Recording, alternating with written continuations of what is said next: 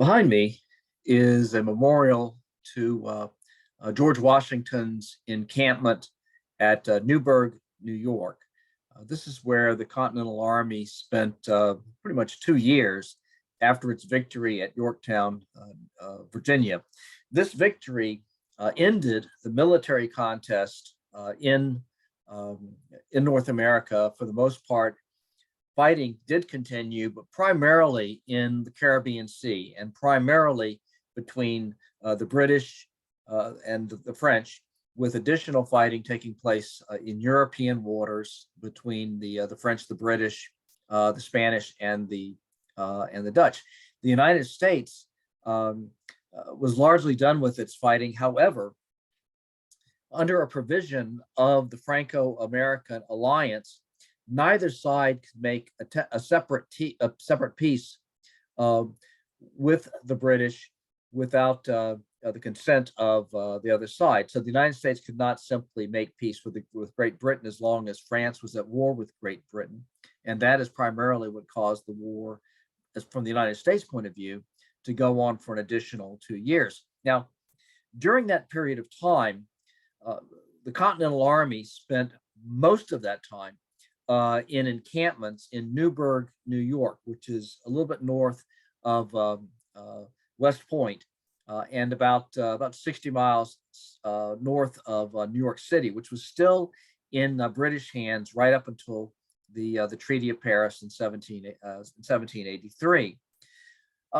What's significant about using New York as sort of as a Zoom background for this particular lecture is that some significant events in terms of American civil military relations occurred here, most notably the Nuremberg Conspiracy, which I'll get to in a moment. Before I go on, this is, of course, directed at my students for this spring semester 2022 class. I have to tell you that just as last year was a tough week in terms of a family that I knew well having COVID in the family and having to deal with that, and having some issues with COVID in my own extended family with my mother's daughter having COVID. This week, it isn't certain, but it might be that I'm coming down with the symptoms of COVID as well. It doesn't seem severe so far, but it's enough that once this has had 3 or 4 days to kind of manifest itself, if it is indeed COVID, I'm going to need to get tested on it. In the meantime, I don't feel so great, and that's the primary reason why we're running behind this week in terms of getting the lectures up and running. The lectures themselves have been around for years. I've taught this course since 1992 when I first started here at Ohio State, but to reconfigure them for this American military history course is basically to make some significant changes to it, and that's going to be reflected in today's lecture. Now, what we're going to cover in today's presentation is going to be simply what goes on between 1783 and 1789. For the rest of the week, there will be additional terms and additional learning objectives and a different title for the lecture, so that ultimately we'll be covering the period between the end of the American Revolution and about 1808 or so, the eve of the war for the Second War for American Independence, more commonly known as the 1812 War. To repeat a point that I think I've already made earlier, there will be no discussion group this week. There will be only one quiz that'll be at the end of the week. It'll be handed out on Friday at 5 p.m. It'll be due on Sunday at 5 p.m. It will not cover anything toward the end of the week, because I want to give you plenty of time to prepare for what's going to be on the quiz. I don't want to throw things at you at the last minute. There's no reason for you in effect to be punished for the fact that I'm under the weather not feeling feeling all that well. So with that having been said, let me put the slides up for the first segment of um,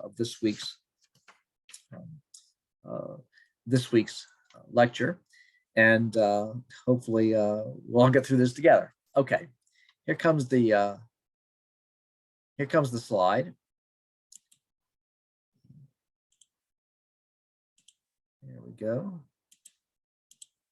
Okay, these are the terms for the period between 1783 and 1789. It's a critical period in all by itself. By the end of this presentation, you should understand, first of all, the Articles of Confederation, which is the first national government, and its weaknesses, which were significant. Secondly, the radical Whig critique, so-called, and the moderate Whig critique, which had an immense bearing on American civil-military relations during this period. Then three events that were seeming indications of dangers coming from the military: the Newburgh Conspiracy in early 1783, the creation of the Society of the Cincinnati, I'll get into that in a bit, and the mutiny of the Pennsylvania Line in June 1783. All of these, from a civilian point of view, suggested that the military might be an incipient tyranny. The next would be the military system established by the Articles of Confederation. And then next, Shays' Rebellion in 1786, which was a strong indicator of the military weaknesses of the Articles of Confederation and of the Articles of Confederation in general. And it was Shays' Rebellion, among other things, that led to the creation of a constitutional convention where a new form of national government was hammered out, the one that we've inherited down to this day. Then I want you to look at the key military provisions of the U.S. Constitution, and they are three.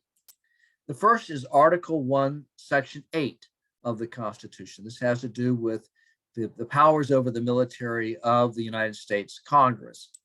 Secondly, Article 2, Section 2 of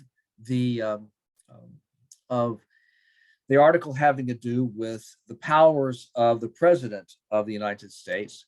And then finally, the Second Amendment to the Constitution, part of the Bill of Rights, which was ratified in 1791. All three of these are key constitutional provisions having to do with the military sphere of operations. They were important then, they remain important down to this day. Now, the Treaty of Paris in 1783 formally granted the United States its independence, and certain territorial issues remain unresolved, particularly lands disputed between the United States and Spain. If you look down in what is now southern Alabama and southern Mississippi, you'll see those crosshatched yellow and purple lines. That's the area that was disputed between Spain and the new United States.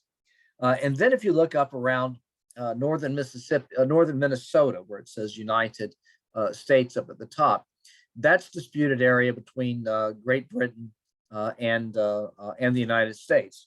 And by the way, that area became disputed, not militarily, but in terms of trying to figure out geographically where the frontier should be drawn.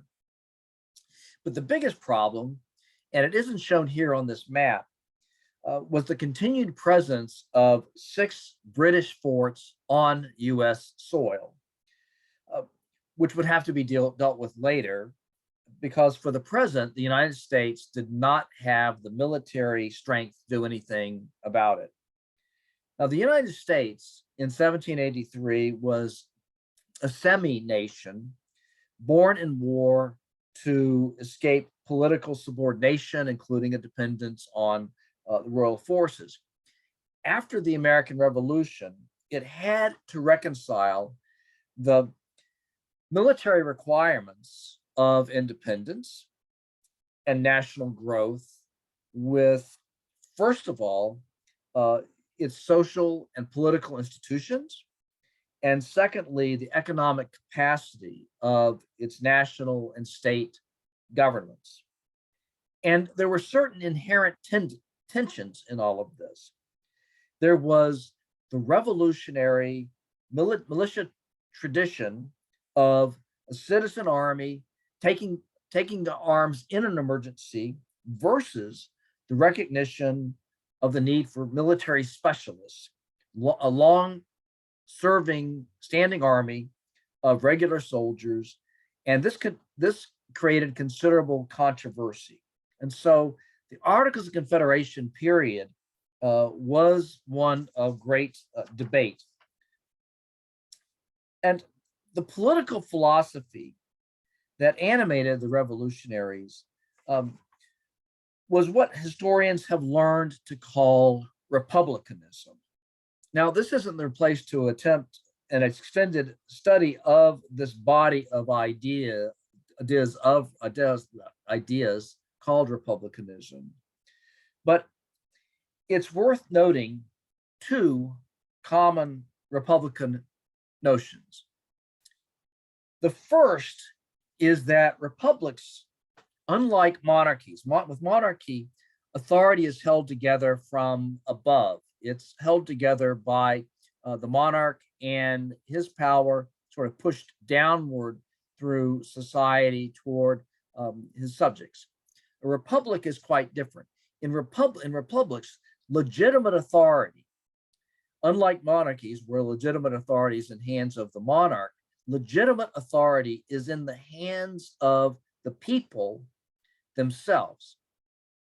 And the only way that this arrangement is going to work is if the people, the citizens, exercise what's called civic virtue.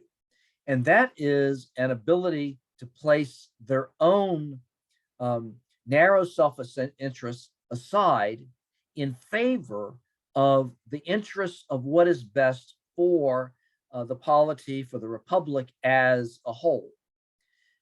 This requires a number of things. It requires, first of all, what's called the virtue to be able to do this, sort of the moral ability to do this. It also requires an educational ability to understand what the greater good of the republic is, as opposed to their own national, narrow national, or their own narrow self-interest.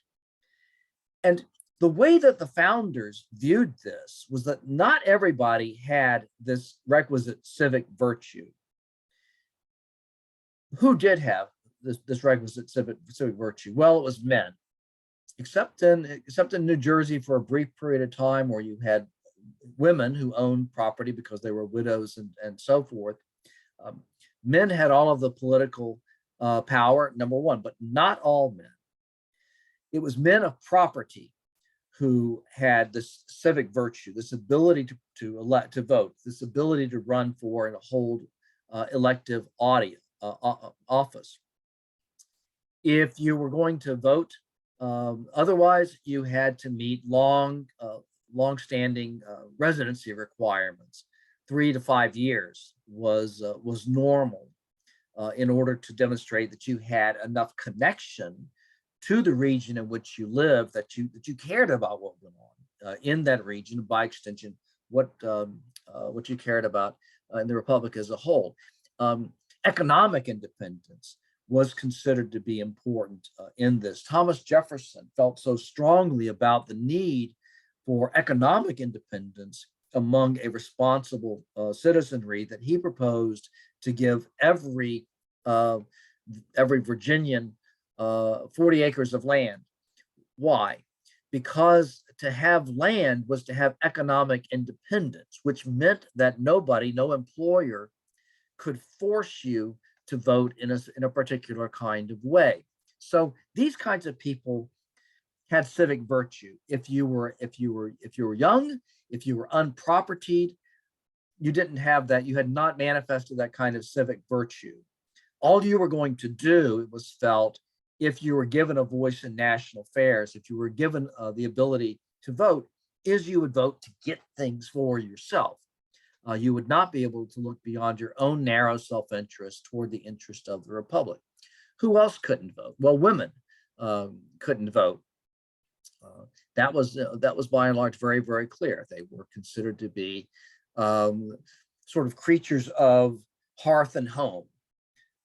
Their job was to stay at home, nurture the kids, and take care of the kids. And and although they and their husbands might be a kind of an economic unit, it would be the husband who would be the public-facing element of this, and the husband who would vote if indeed the husband were able to vote. Who else could not vote?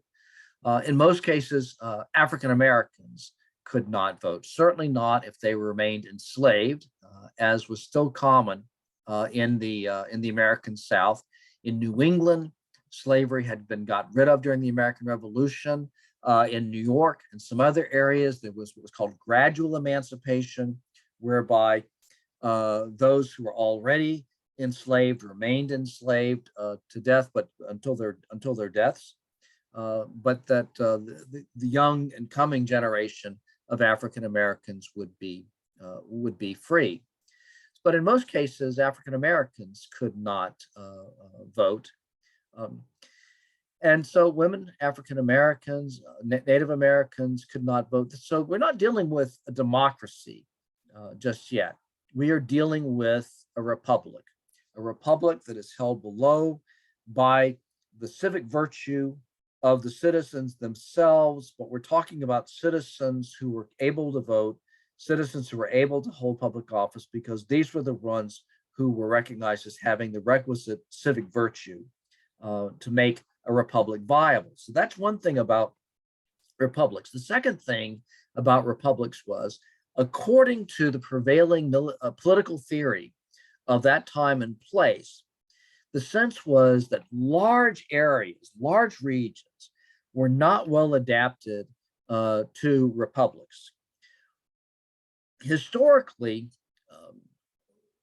the viable republics had seemed to have been small, that is, a compact in geographical area, and homogeneous in terms of their economic activity, what they grew, what they sold, and so on. In other words, you're dealing with areas that are compact enough to have a great deal of common interest. And what this worked against was what was called a spirit of faction. If you had one area of a republic that was mostly interested in agricultural affairs, and another area that's mostly interested in industrial affairs, the idea that there was an inherent tension between these groups that was likely to tear the republic apart.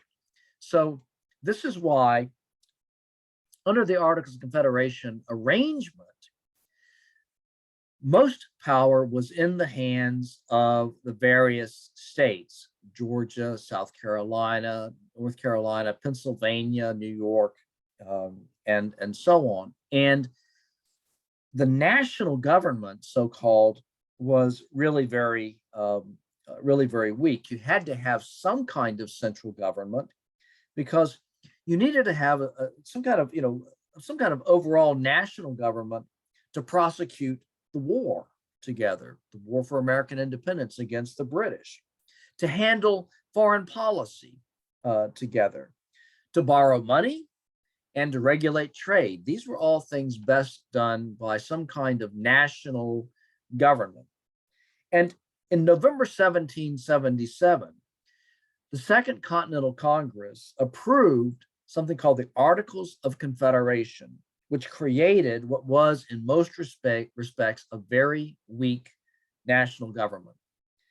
The delegates who drafted this framework shared the general Republican conviction that power, especially power so far removed from the people, was inherently dangerous, and that the only way to preserve liberty was to place as many constraints as possible on national authority, or what might more probably be called federal authority, which is to say the national authority, but dealing with authority over these 13 semi-sovereign states. The result was they came up with a single legislative body in which each state had only one vote. There was no independent executive. There was a president of the Second Continental Congress, and after that of the Confederation arrangement, but he was the presiding officer over the Congress in the same way that there might be in the House of Representatives today, a Speaker of the House. That's what we're talking about. We're not talking about a president with any kind of executive authority. This Confederation arrangement had no power to tax. And if you wanted to make changes to the Articles of Confederation arrangement, all 13 states had to agree, every last one. And it took quite a while for all the states to ratify the Articles. This didn't happen until 1781, 4 years after the Articles of Confederation was proposed. And the chief hindrances here were sheer apathy, because in general, the Articles created a government so weak that it didn't merit rapid consideration. It's kind of like, who cares? We got bigger fish to fry here. We're talking about a confederation that's not very strong. We got other things to do. Let's forget about it.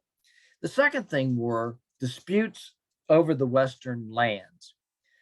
States with no claims over the Western lands, the lands in the Ohio River Valley, were jealous of the states that did. So Virginia had claims over the Ohio River Valley. New York did, and some other states did, including even Connecticut. And so the states with no claims to these Western lands were jealous of those who did, and they refused to ratify until the Western lands were given to the central government.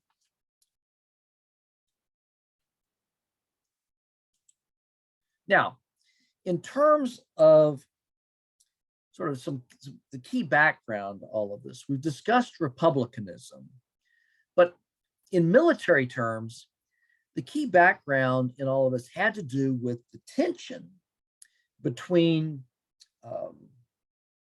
those who believed that that in a modern conflict situation where you were going to have to deal with a European adversary, you had to have a military capable of standing up to a European adversary, with those who felt like that very same kind of military capable of dealing with a European adversary carried with it a tremendous risk that it could fall under the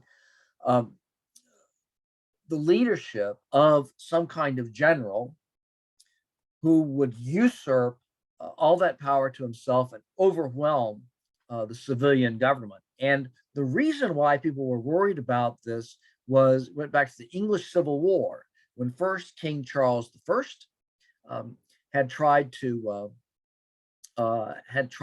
overwhelm Parliament through the use of a standing army.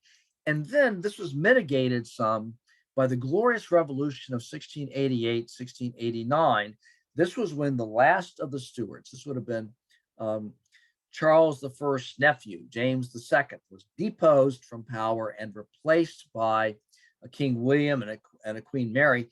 Parliament brought them in, said, you're in charge now under certain provisions. And King William and Queen Mary were required to sign off on these provisions that created a constitutional monarchy, which is to say a monarchy in which they could rule within the framework of an established constitution that was created by the Parliament and was designed to constrain the power of the English, pretty soon the British monarchy. And an important military component of this was what's called the Mutiny Act. And the Mutiny Act is short for an act that involved, a whole lot of components, one of which was an act to suppress mutiny and so on. But the operative point is here that the Parliament had to reauthorize the funding for the army every 2 years. And what this meant was it kept the army, as a practical matter, under the control of Parliament, because a king might have that army for 2 years, but after 2 years, that army wasn't going to be paid anymore. That army wasn't going to get any supplies anymore. That army was going to get rations. It wasn't going to get equipment. It wasn't going to get anything. That army was going to go out of existence. The king or the queen or whatever knew this. And so they knew that they had to work with Parliament, because Parliament had the power of the purse string over the military. And that was considered to be a good way of making sure that that the king could not become a tyrant. He was not going to have an army permanently under his control that carried the threat, the danger of his using it as an army in favor of tyranny.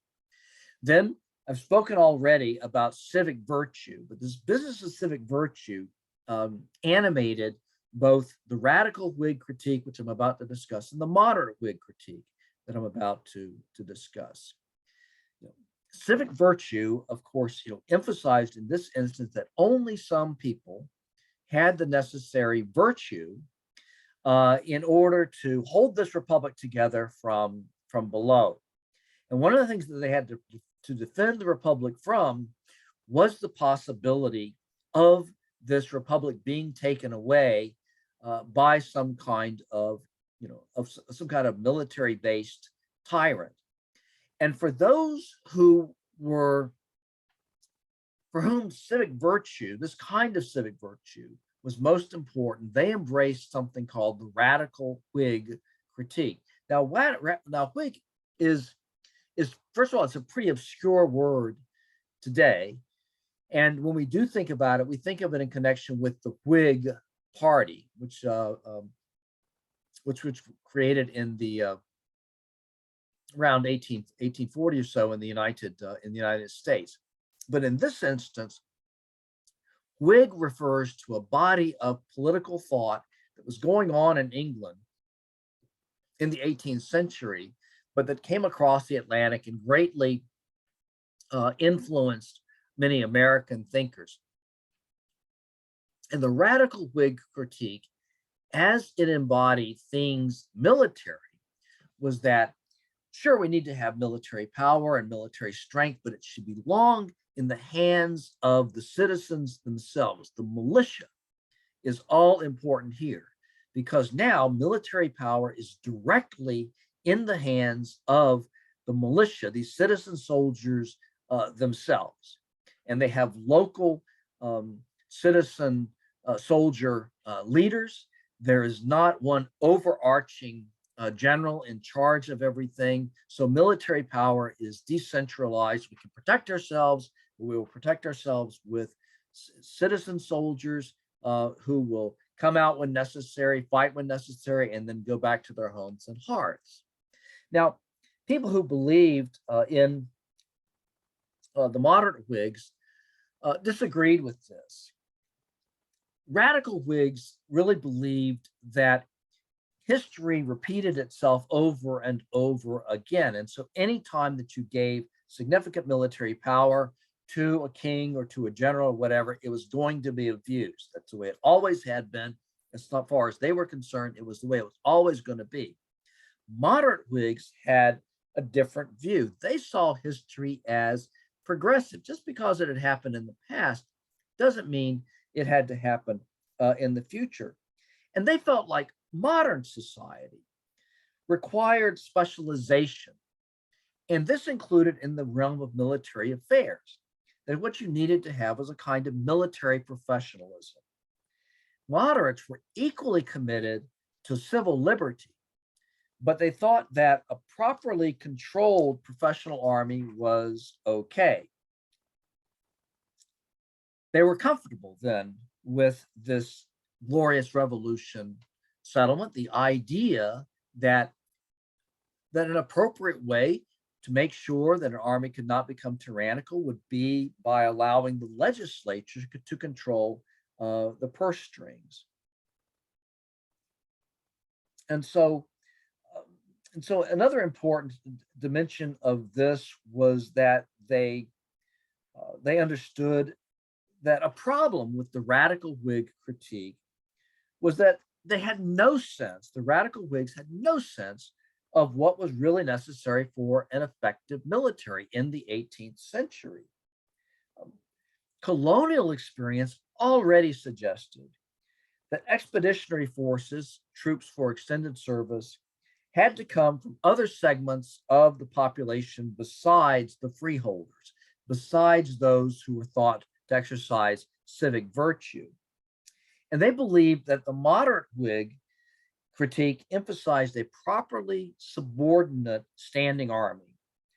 And they said the mischief does not lie in the army, but in the tyrant, and that proper constitutional safeguards could prevent the army from becoming an agent of oppression, and that only a trained, disciplined, professional army could respond effectively to threats to the nation. And I'm quoting here from a moderate Whig who said, the whole method of war is now such that disciplined troops must prove a very unequal match to much greater numbers of men untrained in the arts of war. That you could have a very few disciplined troops who could outmatch a whole lot of militia, because it was the discipline, it was the better understanding of how to fight that was going to overwhelm those who were simply animated by civic virtue and by the ardor that came with really believing in the republic and so forth. That was not enough. And so war, they said, war has become a science, and arms had become an employment. And the plowman had better busy his head in consulting a proper grain for the ground and leave military affairs to wider heads.